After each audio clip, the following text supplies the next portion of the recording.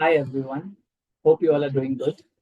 This video is specifically for those candidates who are going to appear their exams in the month of November 2024, level 1 candidates.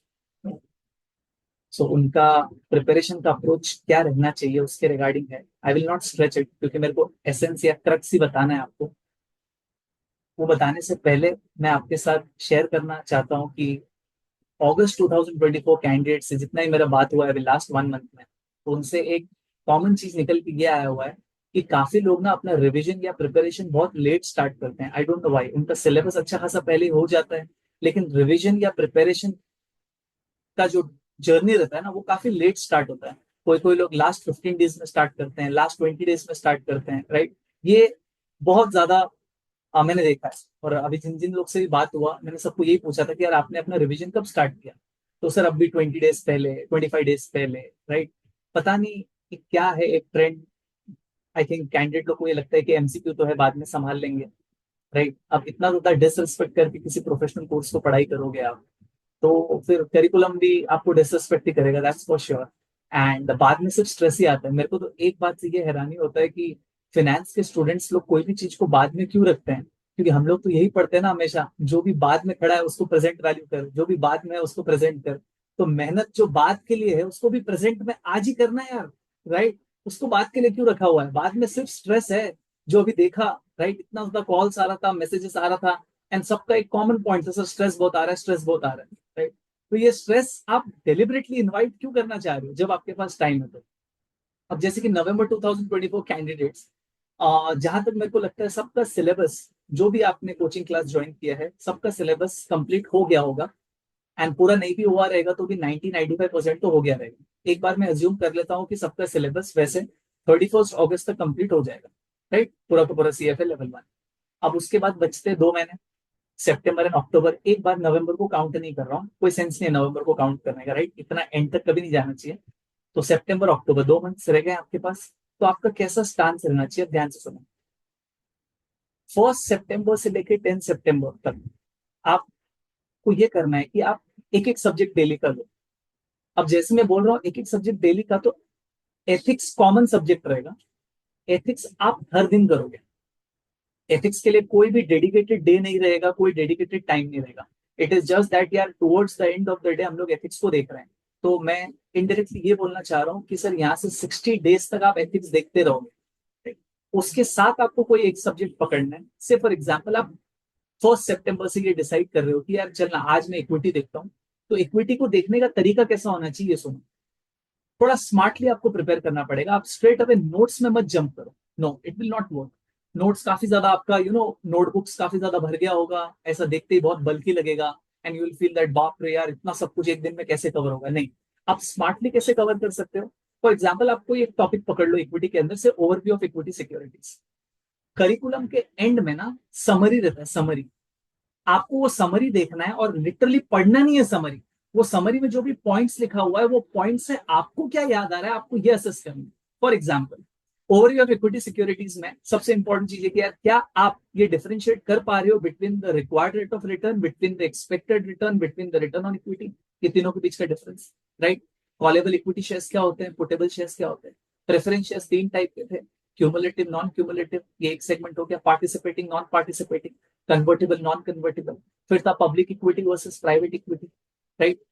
फिर आपका था depository receipts, American depository receipts, level 1 ADR, level 2 ADR, level 3 ADR. फिर था global depository receipts, right.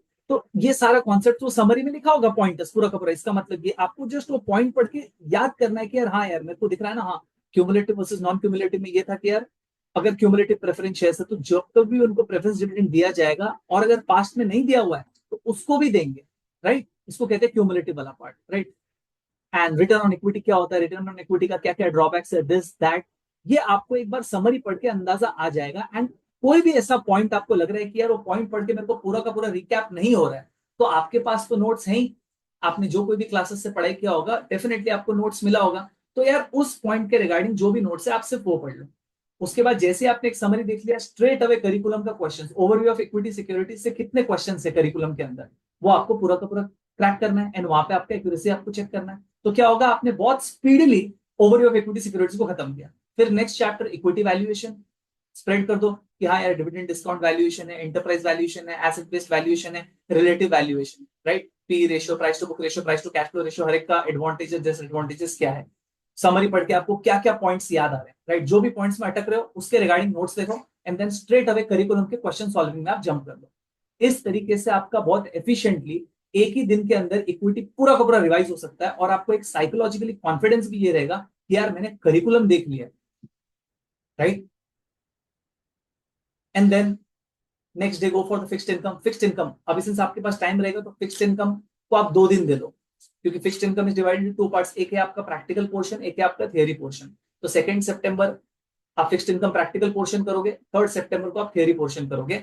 Mind it, everyday ethics होगा towards the end. जो आपका main subject है ना, जो आपने डे के लिए लिया है, वो खत्म होने के बाद एथिक्स का पढ़ाई तो रोज ही होगा। एथिक्स के लिए कोई भी डेडिकेटेड डे नहीं देंगे हम लोग, राइट। इस तरीके से आप इक्विटी को 1 दिन, फिक्स्ड इनकम को 2 दिन, इकोनॉमिक्स अगेन 1 डे। ऐसे ही समरी, क्या क्या पॉइंट्स याद आ रहा है करिकुलम के क्वेश्चन, समरी पॉइंट्स याद आ रहा है करिकुलम के क्वेश्चन, जहां पे अटक रहे हो वहां पे आप नोट्स देखोगे, राइट, या एक डिटेल्ड एक्सप्लेनेशन वहां पे देखोगे। तो जस्ट सेकेंड, या एफएसए को अगेन 2 डेज दे देना, ऑल्टरनेटिव इन्वेस्टमेंट्स को 1 डे दे देना, एंड ऐसे करके आपका 10-11 सितंबर तक एक बार पूरा का पूरा सीएफए का सिलेबस हो जाना चाहिए। एंड आपको इससे काफी ज्यादा कॉन्फिडेंस आएगा क्योंकि आपने बहुत स्मार्टली प्रिपेयर किया हुआ है। आपने समरी देखा, क्वेश्चंस देखा, एंड जो भी पॉइंट्स में आप अटक रहे हो आपने वही सारा चीज देखा। अब मेरे को और एक चीज बोलना है। फॉर एग्जाम्पल सपोज कोई क्यूएम स्टार्ट कर रहा है पर्टिकुलर डे पे, अब उसका अप्रोच क्या होना चाहिए, वो अगर स्टार्ट कर रहा है तो ही और she should not start with rates and return. आपने एक बार कोर्स देख लिया है, पढ़ाई कर लिया है, तो आप रेट्स एंड रिटर्न से क्यों स्टार्ट कर रहे हो? आप स्ट्रेट में स्टार्ट करो ना रिग्रेशन से, उल्टा हो ना, रिग्रेशन करो, हाइपोथेसिस करो, ऐसे करके आप उल्टा चले जाओ। मैंने बहुत देखा हुआ है कि शुरू में आप पकड़ लोगे रेट्स एंड रिटर्न, जब आपका एनर्जी एकदम पीक पे रहता है वो टाइम पे, तो आपको ऐसे टॉपिक्स पकड़ना चाहिए जो चैलेंजिंग है, राइट। इक्विटी के केस में भी आप वैल्यूएशन से स्टार्ट करो, राइट, फिर वो market organisation and structure, security market indices, ये आपका पहला वाला यू नो फर्स्ट फेज में ये होना चाहिए। एंड टुवर्ड्स जैसे जैसे टाइम बीतता चला जा रहा है उस पर्टिकुलर डे का, तो आपको लाइट टॉपिक्स, लाइट चैप्टर्स को उठाना चाहिए। ये हमेशा मास्टर रखना है यार, राइट। तो इससे आप एफिशिएंटली पढ़ाई करोगे। रिग्रेशन फॉर एग्जाम्पल कोई अगर पकड़ता है 8 या 9 सितंबर में, मैं अज्यूम कर रहा हूँ कि आप एक एक दिन में एक एक सब्जेक्ट पकड़ोगे। फिक्स्ड इनकम को आपने 2 दिन देके रखा हुआ है, तो 10-11 दिन तक आपका पूरा का पूरा 10 सब्जेक्ट हो जाएगा। तो क्यूएम में अगर कोई रिग्रेशन पकड़ रहा है तो यार रिग्रेशन के समरी में ना, if you just look here for example, यहाँ पे देखो, ये आपको दिखेगा, ये देखो ओवरव्यू है ये पूरा का पूरा। मैं ऐसा नहीं बोल रहा हूँ कि एक एक पॉइंट अपने को पढ़ना है, वैसा रट्टा लगाना है, नहीं नहीं। ओवरव्यू में रिग्रेशन में सबसे इंपॉर्टेंट आपको ये दिखेगा कि यार रिग्रेशन में हम लोग करते क्या है, वाई को फोरकास्ट करते with the help of x. तो सबसे पहले यहाँ पे अजम्पशंस एंड ऑल दैट का बात किया हुआ है, यहाँ पे देखो। Simple linear regression requires that we make 4 assumptions: linearity, homoscedasticity, independence and normality. ऐसे पढ़ना नहीं है। सपोज ये आपने देख लिया, उसके बाद ये देखो कि यार लिनियरिटी बोलना क्या चाह रहा है। वो ये बोलना चाह रहा है कि यार डिपेंडेंट वेरिएबल और इंडिपेंडेंट वेरिएबल में लीनियर रिलेशनशिप होना चाहिए। होमोस्टेडासिटी में अगर आपको पॉइंट याद आ रहा है कि ये कहना चाह रहा है कि variance of an error term constant होना चाहिए। इंडिपेंडेंस में वो ये बोलना चाह रहा है कि error term should be independent, एक एरर टर्म और दूसरे एरर टर्म के बीच में कोई कोरिलेशन नहीं होना चाहिए, और एरर टर्म का डिस्ट्रीब्यूशन क्या होना चाहिए, नॉर्मल होना चाहिए। ये हो गया आपका याद करने का स्टाइल। और यहाँ पे कहीं पे भी अटके, सपोज आप होमोस्टेडासिटी में अटक गए, तो आप नोट्स देख लो जो आपने बनाया हुआ है, देखा हुआ है, आपको जैसे पढ़ के याद आ जाएगा, राइट। इस तरीके से पढ़ के आपको straight and straight away questions में जंप करना है, राइट, पूरा समरी पढ़ने के बाद, राइट। अब ये वाला पॉइंट अगर देखो कि मेरे को यहाँ पे दिख रहा है कि सर टोटल वेरिएशन को हम लोग कहते हैं सम ऑफ स्क्वायर टोटल, उसका 2 पार्ट्स रहता है, एक सम ऑफ स्क्वायर रिग्रेशन और एक होता है sum of square error, right. इसी से आप अनोवा टेबल इमेजिन कर लो, राइट।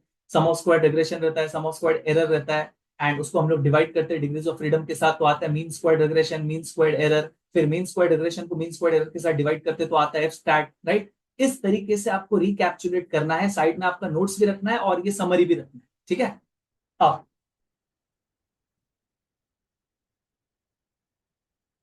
तो आपका 11 सितंबर तक बहुत ही स्मार्ट तरीके से, एफिशिएंट तरीके से करिकुलम के क्वेश्चंस को कवर करते हुए पूरा का पूरा सिलेबस हो जाएगा। एंड आपको ये भी पता चल जाएगा कि यार ये 10-11 दिन में आप कौन से पॉइंट्स पे अटके थे, कौन सा ऐसा टॉपिक था जहां पे आपको थोड़ा सा टाइम ज्यादा इन्वेस्ट करना पड़ा। तो आपका 11-12 तारीख तक ये सारा चीज हो जाना चाहिए।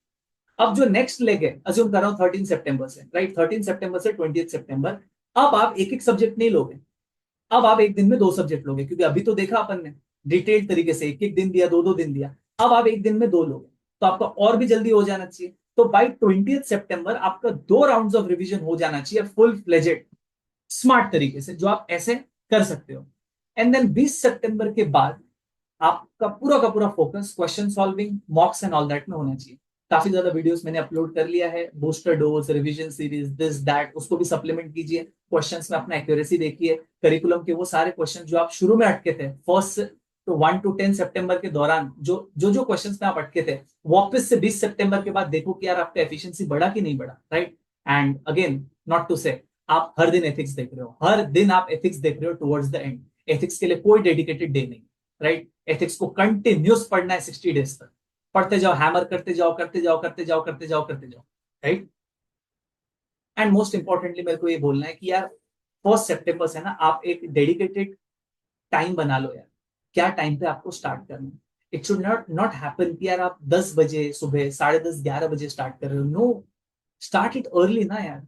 हर दिन को जीतो, ये 1 सितंबर से लेके 20 सितंबर को अगर आपने जीत लिया ना, trust me, you have one the battle, right. Start it early ना, राइट। 8 o'clock से भी एक बार रिज्यूम करो, आप स्टार्ट करो, तो आपको बहुत बड़ा कवरेज मिलेगा, पूरा का पूरा डे आपके पास रहेगा। तो ये आपको एक डिसिप्लिन फॉलो करना पड़ेगा। एंड इस तरीके से आप बिना स्ट्रेस लिए, स्मार्टली, एफिशिएंटली आपका 60 डेज को आप स्पेंड कर सकते हो। एंड ट्रस्ट मी, आपको बाद में कोई भी स्ट्रेस नहीं होगा। Do not postpone your preparation.